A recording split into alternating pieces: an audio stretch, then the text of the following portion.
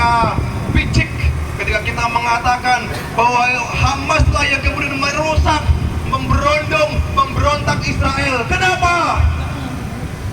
Dalam konstitusi kita, Undang-Undang Dasar 1945 dikatakan, dalam alinea pertama dikatakan bahwa sesungguhnya kemerdekaan adalah hak segala bangsa, dan oleh sebab itu maka penjajahan di atas dunia harus dihapuskan karena tidak sesuai dengan pri kemanusiaan dan pri keadilan. Lantas kita semuanya yang dari SD, dari TK diajari Undang-Undang Dasar, diajari Pancasila, di manakah implementasinya? Ketika kita melihat penjajahan di mana-mana, saudara Muslim kita dijajah, apakah kita diam saja? Tidak! Apakah kita diam saja? Tidak! Apa yang dilakukan? Lawan! Lawan! Lawan! Ketika mengacu kepada konstitusi Undang-Undang Dasar, maka ini bukanlah tugas kita secara pribadi.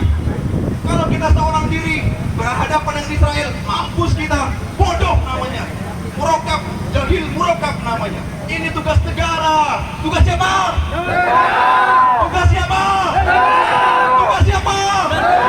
Tugas siapa? Negara. Di mana pemimpin kita? Di mana pemimpin kita? Apakah bersembunyi?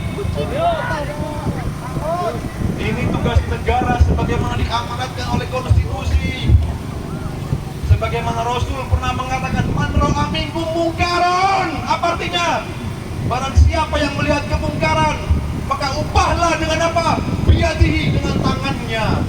Ketika tidak mampu, dengan apa? Bil lisani, dengan lisannya, ucapannya. Kalau tidak mampu, maka bil qalbi. Maka sesungguhnya itulah selemah-lemahnya iman.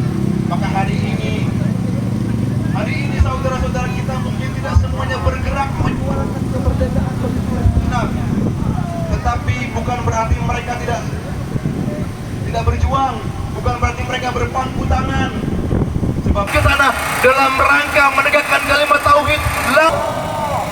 Pemimpin kita yang kita harapkan datang berdiri tegak dengan kejubah kebesarannya, lantang meneriakan kemerdekaan bagi Palestina. Saudaraku sekalian, bahwa sesungguhnya ketika negeri ini mau merdeka 72 tahun yang lalu, Palestina adalah satu dari 3 negara yang pertama kali mendukung kemerdekaan Indonesia secara de facto dan de jure. Takbir! Allahu Akbar! Apakah selesai sampai di situ? Ternyata tidak. Ternyata tidak. Rekan-rekan sekalian, bahwa sesungguhnya kekuasaan politik itu tidak ada di tangan Muslim, tidak ada di tangannya umat Islam. Di tangan siapa? Maka saat ini kita berkumpul, semoga Allah Subhanahu wa Ta'ala menyaksikan. Hari ini kita berdiri, hari ini kita berkali-kali kepanasan. Semoga menjadi saksi dan hujah kita sekalian, dan semoga dicatat sebagai amal kita, dan semoga Allah balas dengan ampunan yang melimpah atas dosa-dosa kita. Semoga menjadi ampunan atas dosa-dosa yang telah kita lakukan, dan semoga menjadi petunjuk siratal mustaqim, jalan yang lurus. Hari ini saya akan membacakan ayat dari LBH Pelita Umat tentang bebaskan Palestina dari penjajahan Zionis Yahudi. Pernyataan hukum Pelita Umat nomor 13 PADPP LBHPU 2023 menyikapi apa yang terjadi pada rakyat Palestina. DPP LBH Pelita Umat menyampaikan pernyataan hukum sebagai berikut. Pertama, bahwa kami sangat mengecam atas tindakan biadab Israel yang mengecam pemimpin-pemimpin negeri-negeri Muslim dengan tidak memiliki keberanian mengirimkan segala daya upaya untuk membantu rakyat Palestina, termasuk keberanian mengirimkan militer. Kedua, bahwa yang terjadi bukanlah konflik, melainkan penjajahan Zionis Yahudi terhadap rakyat Palestina dengan cara mengambil, merampok, dan menggusur tanah air serta mengusir rakyat Palestina. Solusi 2 negara Israel dan Palestina sangat tidak layak digaungkan. Hanya orang yang berputus asa dan tidak memiliki keberanian yang rela hidup berdampingan dengan penjajah.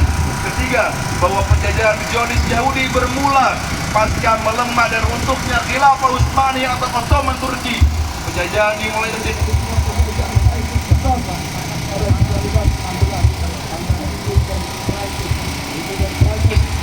bagi peninggalan Khilafah Utsmaniyah atau Ottoman Turki di wilayah Arab. Pada perjanjian tersebut ditegaskan bahwa Perancis mendapat wilayah jajahan Suriah, Libanon, Perancis mendapat wilayah jajahan Afrika, Mesir, Ethiopia, Libya dan lain-lain. Sedangkan Inggris memperoleh wilayah jajahan Irak dan Yordania. Sementara itu, Palestina khususnya di Old City dijadikan status wilayahnya sebagai wilayah internasional. Pada tahun 1917, pemerintah Inggris melalui Menteri Luar Negeri Arthur Balfour mengirimkan surat kepada pemimpin Yahudi Inggris, Lord Rothschild, dan tidak bersyarat apapun, menuruti kemauan dan kehendak mereka, memandang perbedaan bangsa itu sendiri dinyatakan dengan bebas, dengan tiada memandang perbedaan bangsa, agama ataupun warna kulit, maka supaya mereka dapat menikmati kemerdekaan dan kebebasan yang sempurna. Demikian, Jakarta 15 Oktober 2023, DPP LBH Pelita Umat. Terima kasih. Assalamualaikum warahmatullahi wabarakatuh.